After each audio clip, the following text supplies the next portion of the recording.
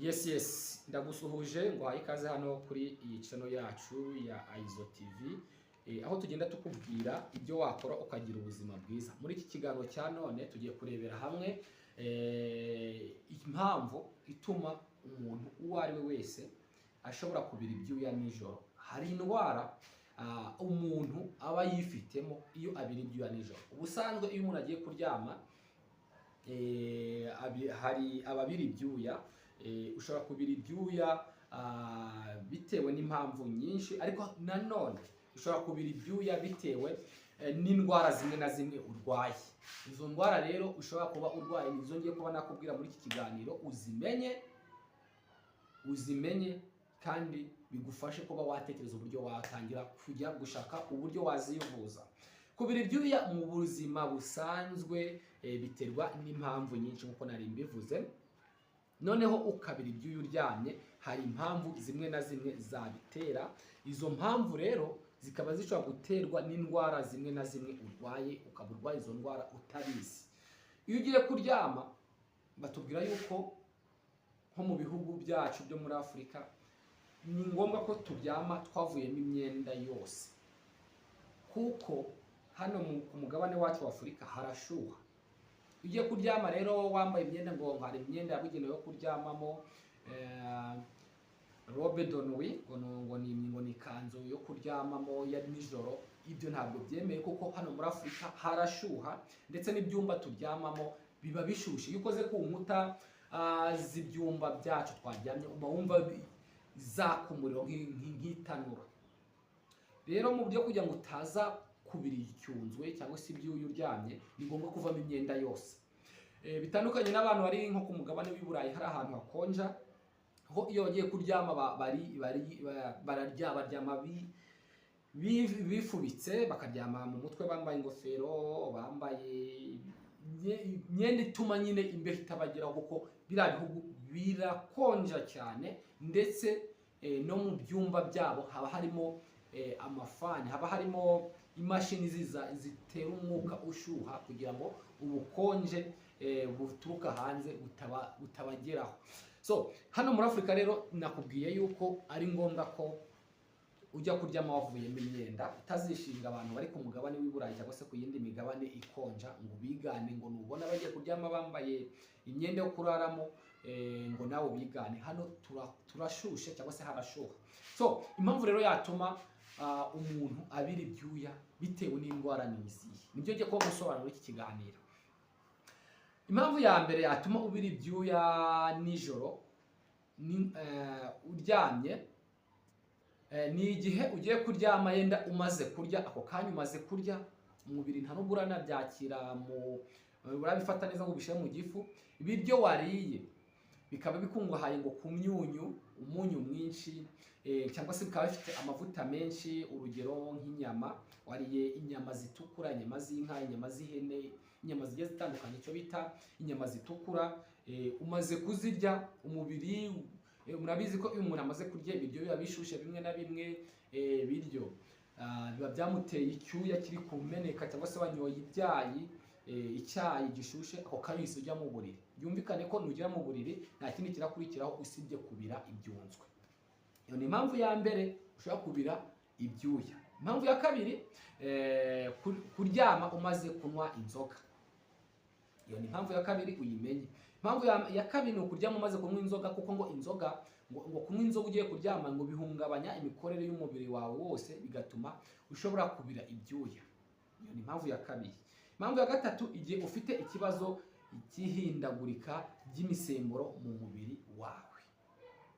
Igihe ufite ikibazo cy'ihindagurika ry'imisemburo mu mubiri wawe, iyo yaba impamvu ushobora kuryama nijoro ukabira icyuya, ukabira icyunzwe, amashuka warayemo akabira, ukabyuka wagira ngo bakumenyeho amazi. Iyo ni impamvu ya gatatu. Ya kabiri, igihe urwaye igituntu. Ngo ndi kukubwira impamvu ushobora kubira ibyuya nijoro, bikaba bishobora guterwa wenda n'indwara urwaye utabizi cyangwa se ubizi. Igihe urwaye igituntu, ibimenyetso by'umuntu urwaye igituntu ni ukubira ibyuya byinshi nijoro, gukorora, gutakaza ibiro, kubura apeti. ibyo byo murabizi, ntawe utabizi ko umuntu urwaye igituntu akorora akarinda kuba yaruka umutima, arakora ukagira ngo arasandara. Rero umuntu urwaye igituntu iyo agiye kuryama nijoro, mu bimenyetso bigaragaza umuntu urwaye igituntu cyangwa se uri kurwara igituntu ni ukubira ibyuya. Icyo nacyo gishobora gutuma ubira ibyuya nijoro. Icya kane rero, igihe urwaye umutima, iyo bigeze nijoro umutima ushobora kudatera neza, wabuze imbaraga, imisemburo ukavubura imisemburo ikwibutsa kugira ngo umutima wawe ukore neza. Niba umutima yenda utangiye kudakora, noneho uyu mutima ubuze imbaraga yo kuba wakora neza nijoro, ushobora gupfa. Tuvuge yenda uraryamye nijoro, umutima ubuze imbaraga zo kuba watera, wapompa amaraso.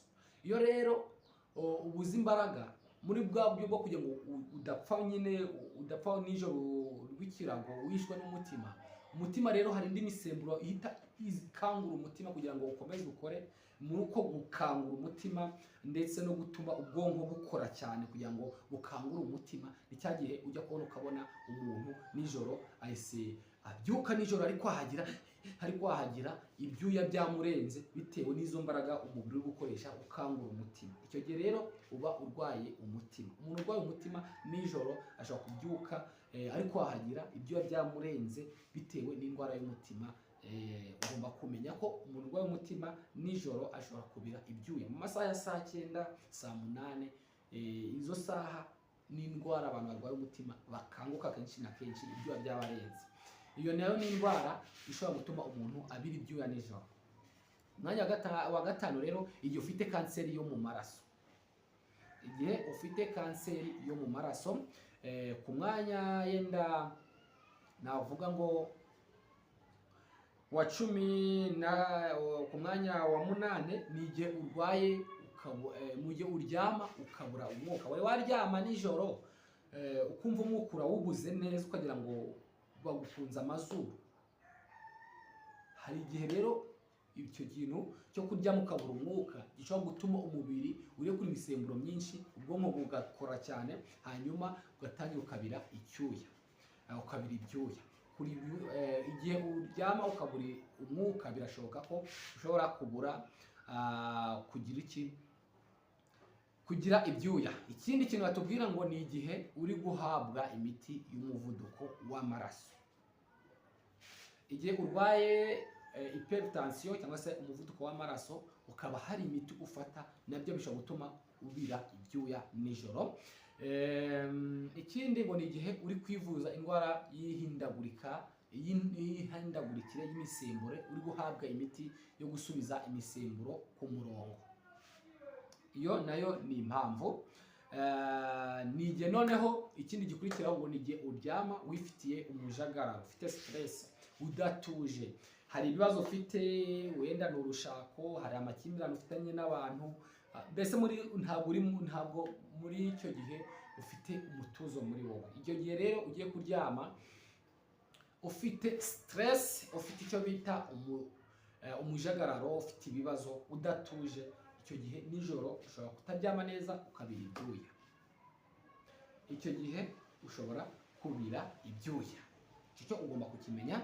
Ngo noneho ngo ikindi kintu cyo gubitera ngo ni igihe kubira ibyuya nijoro, ngo ni igihe urwara cyangwa se hari ibimenyetso, cyangwa se hari igihe uri hafi kurwara indwara ya diyabete. Mu gihe uri hafi kurwara indwara ya diyabete, hari ibimenyetso bishobora kukwereka yuko uri hafi kuyirwara, harimo nko kuryama nijoro ukabira ibyuya. Murabizi neza ko indwara ya diyabete ntabwo ari indwara ihita iza mu gitonwa, yahisiza. Ni indwara iza gake, itangira unanutse, uri kurya ibintu by'imisukari byinshi, ibintu byakorewe mu nganda, uri kurya inzoga nyinshi, uri kurya imigati, uri kurya amamayoneze, uri kurya ibintu byo mu nganda, uri kurya ibintu bya bindi bitera diyabete nyine. Uko ugenda ubirya niko ugenda ubyibuha. Umuntu agenda abyibuha, agenda aba munini. Uko kugenda ubyibuha niko ugira n'ibinure byinshi, ibivuta byinshi bidakenewe mu mubiri, ugasanga umuntu yabyibushe, yagize ibinure nyine byitetse mu mubiri. Icyo gihe rero ufite bya binure bitari ngombwa, reserved food, bya biryo bitari ngombwa, cyangwa se byo twakwita cholesterol mbi mu mubiri. icyo gihe rero iyo uryamye nijoro niho utangira kubira ibyuya. Iyo utangiye kubira ibyuya rero ni nk'ikimenyetso cyo kukubwira ngo nyamara wajya kwipimisha, wajya kwivuza hakiri kare kugira ngo ejo n'ejo bundi utisanga warwaye indwara ya diyabete. Rero umuntu uri mu nzira yo kurwara indwara ya diyabete, n'iki ni ikimenyetso kimwibutsa, kimubwira yuko ashobora kuba agiye kurwara diyabete. Umuntu rero uri hafi kurwara diyabete nijoro ngo agira ibyuya. Dukomeze. Ikindi kimenyetso ngo ni igihe wafashe imiti igabanya umuriro. Wenda hari imiti igabanya uburibwe, umutwe, umuriro, harimo imiti bita ngo diclofenac, amaparasitamoro, hakaza amakafimo, hakaza amapanado. Imiti yose umuntu hano kugira ngo imugabanyirize ububabare cyangwa se imugabanyirize umuriro, iyo uyikoresha ishobora gutuma urwara, ishobora gutuma ugira ibyuya nijoro. Ikindi twavuga aha ngaha, ni ngombwa ko mu gihe ugiye kuryama udahita wirukankira kuryama. Iyo umuntu ageze ku buriri amanza yatuza gake, ntabwo ari ngombwa ngo uhite wirukankira ku buriri.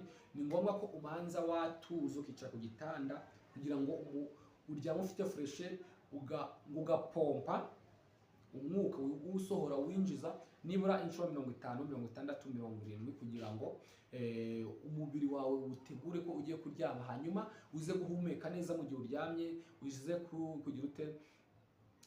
uze gutuma oxygene igera mu bihaha neza, igera mu mubiri neza.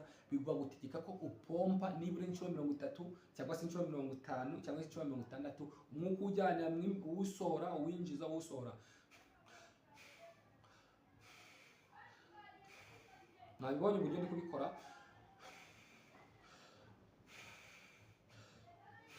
Inshuro 30 cyangwa inshuro 60 cyangwa inshuro 70, uwo mwuka winjiza mu mubiri, uwusohora, ukabikora, ukabigira akamenyero buri gihe kugira ngo umubiri ube wawufasha kugira ngo uze kuba wakora neza. Ibi bikurinda na stress. Murakoze cyane rero abantu mukurikira iyi channel cyangwa se muzareba iki kiganiro. Reka turangirize iki kiganiro aha ngaha, tuzahurire mu bindi biganiro byacu.